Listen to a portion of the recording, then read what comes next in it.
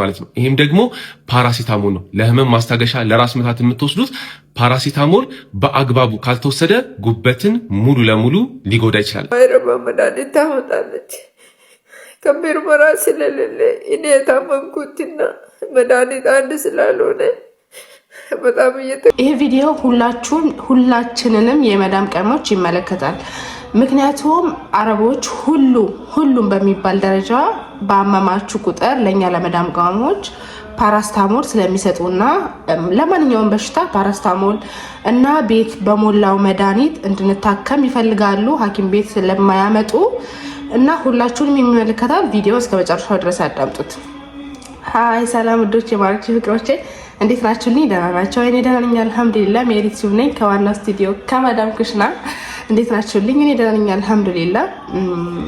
ዛሬ እንግዲህ ይዤላችሁ የመጣሁት አንዲት ልጅ ሁሌ ባመመኝ ቁጥር ፋርማሲ ትወስደኝና መድኃኒት ነው ከዛ የምትገዛልኝ ብላለች።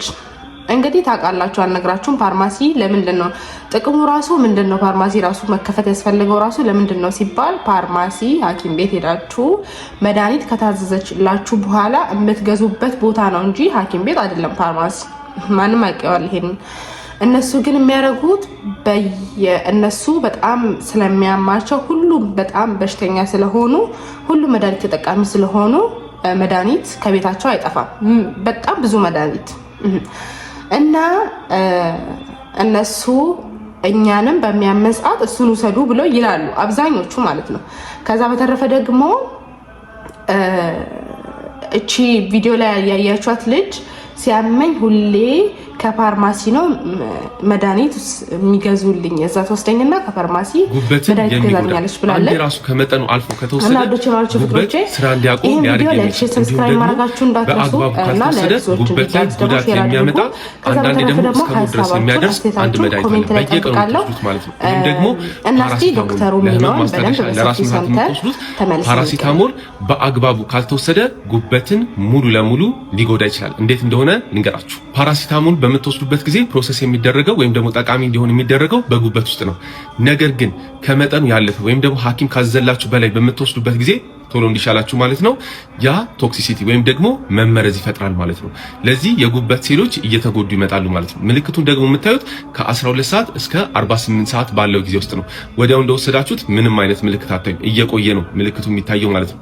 ምልክቶቹም ደግሞ አንደኛ ማስመለስ፣ ማቅለሽለሽ እንዲሁም ደግሞ የምግብ ፍላጎት መቀነስ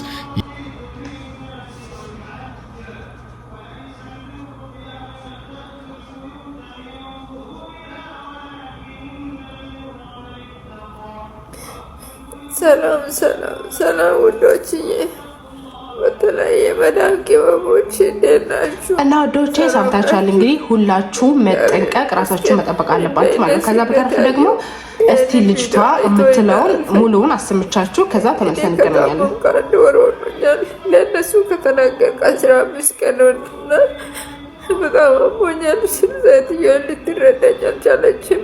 እሺ በብር ቢሆን ሐኪም ቤት ውሰጂልኝ ስላት ፋርማሲ ትወስድና ማይረባ መድኃኒት ታወጣለች።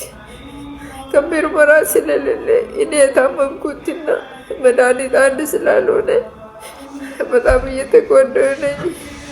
ደህና ምግብ ደግሞ የለም። በዛ ላይ ለእኔ ጎኔ የሆነ ሰው ማንም የለኝ፣ ፈጣሪ ብቻ ነው። እባካችሁ ለሌሎቹም እንድትረዱኝ ለእኔ ቢረዱ።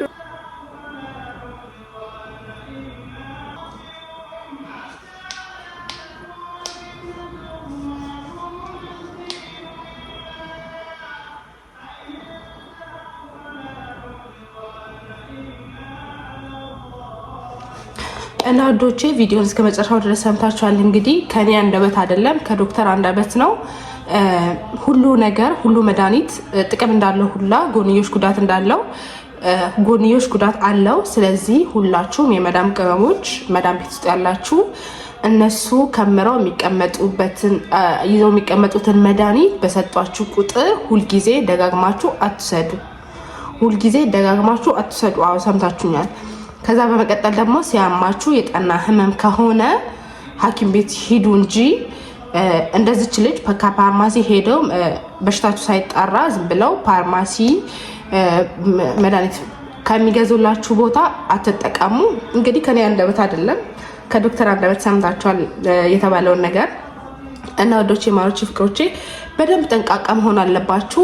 ስደት ላይ ስትኖሩ ለራሳችሁ ያላችሁ ራሳችሁ ናችሁና ማንም ለናንተ በእርግጥ ያሳር ሊደርስላችሁ ይችላል በተሰገራችሁ ሰዓት፣ ግን ለራሳችሁ ያላችሁ ራሳችሁ ናችሁ። ራሳችሁ ለራሳችሁ በደንብ ስትቆሙ ነው ራሳችሁን በደንብ ጠንቃቃ አድርጋችሁ ማኖር መቀጠል ወደ ሀገራችን በሰላም መግባት የምንችለውና ፕሊስ ባካችሁ ውዶቼ ማሮቼ ፍቅሮቼ ራሳችሁን ጠብቁ፣ ራሳችሁን ተንከባከቡ። መድኃኒት በተሰጣችሁ ቁጥር ደግሞ ዝም ብላችሁ አትውሰዱ። ምክንያቱም እንዳልኳችሁ እነሱ በሽተኛ ስለሆኑ የተለያየ አይነት መድኃኒት ነው እነሱ ቤት ውስጥ ያለው፣ የተለያየ አይነት መድኃኒት ነው የሚጠቀሙት እና ለተለያየ አይነት ለነሱ ሲጀመር የኛ በሽታ እነሱ በሽታ ራሱ አንድ አይነት አይደለም። እነሱ ስኳር በሽታ ምናምን ነው የሚታመሙት። እኛ ደግሞ ራስ ምታት ካመመን ነው ሆዳችንን ካመመን ነው ማስታገሻ ካስፈለገን ነው ለሆዳችን እንጂ ከዛ በተረፈ ያው ከባድ ህመም ካልሆነ በትንሽ ህመም ሌላ ነገር ሊሆን ስለማይችል ፕሊስ ውዶቼ ማሮቼ ፍቅሮቼ ራሳችሁን ጠብቁ። የተሰጣችሁ መድኃኒት ሁሉ አትዋጡ። እንግዲህ ሀሳባችሁ እንዳልኳችሁ ኮሜንት ላይ አሳውቁኝ። ላይክ፣ ሼር፣ ሰብስክራይብ ማድረጋችሁ እንዳትረሱ። እወዳችኋለሁ። ባይ